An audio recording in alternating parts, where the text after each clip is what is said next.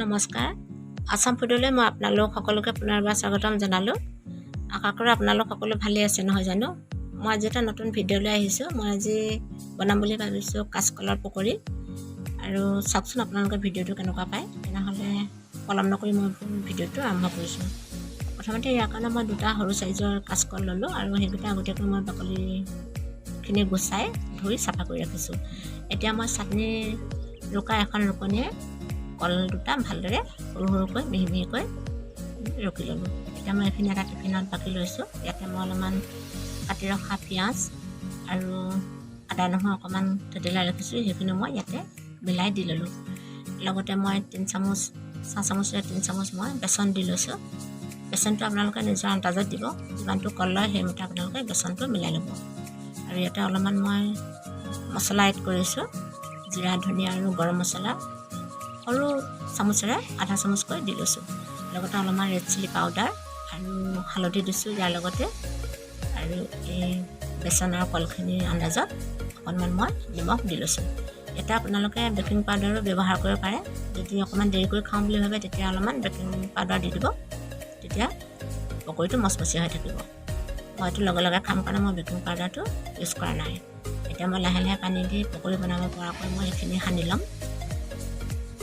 এইটো আপোনালোকে ডাঙৰ ডাঙৰ চাইজ পাতলা পাতলা চাইজ কৰি বেচনৰ লগত চপ হিচাপেও বনাই খাব পাৰে, তেতিয়াও খুবেই ভাল লাগে। কাঁচকলটো আইৰণৰ লগতে আমাৰ পেটৰ কাৰণে বহুতেই ভাল। যদি পেট ঢিলা হয় কেতিয়াবা এইটো কাঁচকলটো খালে বহুতেই উপকাৰ হয়। এতিয়া অন্যহাতে মই এখন কেৰাহী গৰম কৰি ৰাখিছিলোঁ, তাতে অলপমান ৰিফাইন দিলোঁ। ইয়াতে মই এতিয়া পকৰিখিনি সৰু সৰুকৈ দি ভাজি ল'ম। পকৰি ভাজিটো সদায় গেছটো মিডিয়ামটো হাইত ৰাখিব লাগে। যদি ল' ৰখা হয় তেতিয়া পকৰিখিনি নুফুলিব। সেইটো কাৰণে গেছটো অকণমান মিডিয়াম ৰাখিব লাগিব। এতিয়া মই এনেদৰে পকৰিখিনি ভালদৰে সৰু সৰুকৈ দিওঁ। এইটো আপোনালোকে নিজৰ চাইজত দি ল'ব পাৰে। মই এনেকৈ দিছোঁ। এতিয়া মই কম কমকৈ দি মই গোটেইখিনি পকৰি বনাই ল'ম।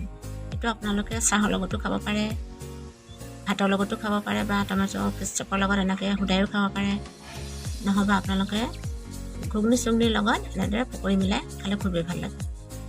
এতিয়া মই এনেদৰে গোটেইখিনি পকৰি মই বনাই ৰেডি কৰি ল'লোঁ। এইখিনি মোৰ হৈ গ'ল। এইখিনি মই এখন প্লেটত এতিয়া উঠাই ল'ম। কালাৰটো ভালেই হৈছে, ধুনীয়া হৈছে আৰু খাবলৈও খুব মচমচীয়া হয়। আপোনালোকে এনেকৈ বনাই খাব, নিশ্চয় ভালেই পাব। আৰু কমেণ্ট কৰি জনাবচোন মোৰ এই ভিডিঅ'টো আপোনালোকে কেনেকুৱা পালে। আপোনালোকে কমেণ্ট এটা কৰিলে মোৰ খুবেই ভাল লাগে। আৰু মোৰ চেনেলটো যদি আপোনালোকে এতিয়ালৈ ছাবস্ক্ৰাইব কৰা নাই, ছাবস্ক্ৰাইব কৰি কাষৰ বেল বুটামটো প্ৰেছ কৰি অল কৰি দিব। তেতিয়া মোৰ আহিবলগীয়া সকলোবোৰ নতুন নতুন ভিডিঅ' আপোনালোকে পাই থাকিব।